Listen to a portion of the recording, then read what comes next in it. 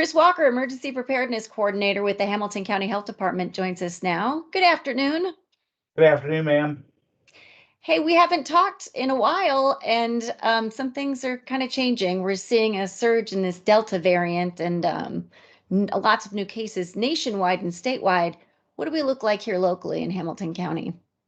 Well, we're still continuing to see cases here in the county. They're generally around 20 or so daily, usually in the teens. So our positivity rate is still below community spread, which is a great thing.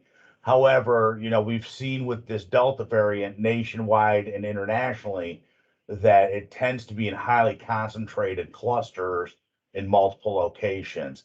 I think one of the things that's really helping us is the fact that, we've achieved 69% vaccination rate within, or fully vaccinated within the county. So I think we're doing well on that front. I think that's kind of helping suppress the Delta variant issues that we would normally be seeing here right now.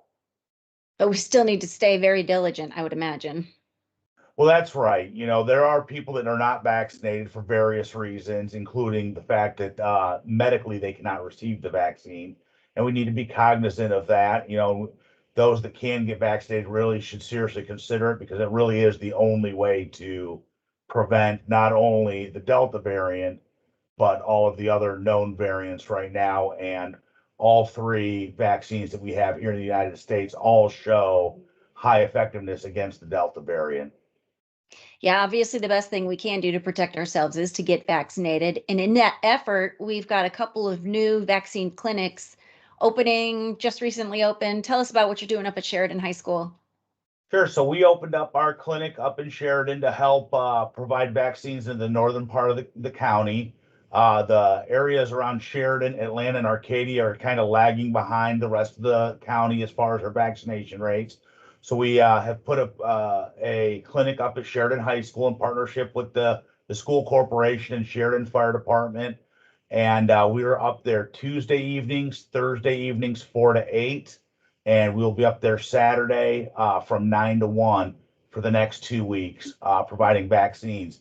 If that goes well, which yesterday was a good indication that there is an interest up there, we will be looking for opportunities to continue our efforts up there. And then 2 weeks from today, Colts training camp opens, and we'll be there. That's right. We will be there. We'll have our vaccination trailer out right behind the bleachers out at Grand Park. It's a great opportunity for us to partner up with the Indianapolis Colts, the city of Westfield, and IU Health to help vaccinate folks, not just in Hamilton County or central Indiana, but from all over the state. So we'll also be working with State Department of Health. That way, folks that do come in and get vaccinated can schedule their second appointment in their hometown. That way, we're ensuring that we see them from ensuring that they get both of their shots. It's also a great way if you're up there with your kids to get them vaccinated before school starts. That's right. We will be providing the Pfizer vaccine at the clinic, so it would be eligible for 12 and up. And that's a big push that we're doing right now in terms with the health department. We're just, a month away from school starting, and we really do highly encourage folks to get their kids vaccinated. Anybody 12 and over can be vaccinated with Pfizer. Tell us about the town hall we've got coming up here for anybody who maybe is still on the fence about whether or not to get their kids vaccinated. Sure. So right now, the 12 to 16-year-olds are the lowest percentage vaccinated across the state.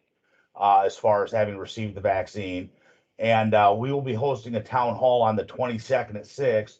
We'll have two local pediatricians, one of which is an infectious disease doctor, conducting a town hall meeting to help answer folks' questions about, should their child get vaccinated, the side effects with the myocarditis, the MIS-C that we are starting to see in children that contract COVID-19. And they'll be available to provide a myriad of questions or answers for folks' questions. And the best way to find that is by checking our social media. We'll have the links to that provided out there as well for folks to hop on and take a look and get their questions answered. Chris, anything else you want people to be thinking of or keeping in mind as we go through the week ahead? Well, I think the big thing is that the folks that want to get vaccinated have gotten vaccinated. Those that have not, I would just encourage them to go have that discussion with their primary care provider. Discuss with your children and their pediatrician what's best for them. The best way through this, and with all these subsequent strains that we keep seeing, is to get vaccinated. And we're here to help. If anybody has questions, they're more than welcome to call into our office, and we'll do what we can to help answer their questions for them as well. Fantastic. Chris Walker, Emergency Preparedness Coordinator with the Hamilton County Health Department. Thank you, sir. Thank you.